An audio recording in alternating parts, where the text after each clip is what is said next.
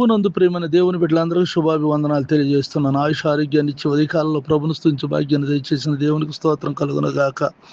మీరు బలహీనులు కాక ధైర్యం వహించుడి, మీ కార్యం సఫలమగును. 2వ దినవృత్తాంతంలో 15వ అధ్యాయము 7వ వచనం. ప్రార్థన. కృపగలిగిన మా తండ్రి, దయగలిగిన ప్రభా, ఈ ప్రార్థనలు ఏకీపిస్తున్న నీ బిడ్డలను దీవించి ఆశీర్వదించండి నాయన.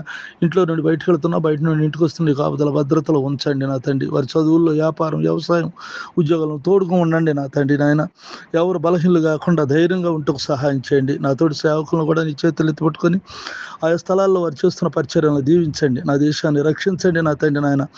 ఏ ఆత్మను ఎవరిను నరకానికి పోకుండా నాయన నువ్వు రక్షించమని ప్రార్థిస్తున్నాను. నీ రాకడ సమయం జరుగుతుండగా నువ్వు కృప చూపండి, మేలుతో నింపండి. మరి ముఖ్యంగా నా తండ్రి, ఈరోజు డిఎస్సి రాయబోతున్న నీ బిడ్డలను బలహీనులుగాక ధైర్యం వహించి వారి కార్యములు సఫలపరిచి వారి రాస్తున్న పరీక్షల్లో గొప్ప విజయాన్ని దయచేయమని యేసునామములో ప్రార్థిస్తున్నాను తండ్రి.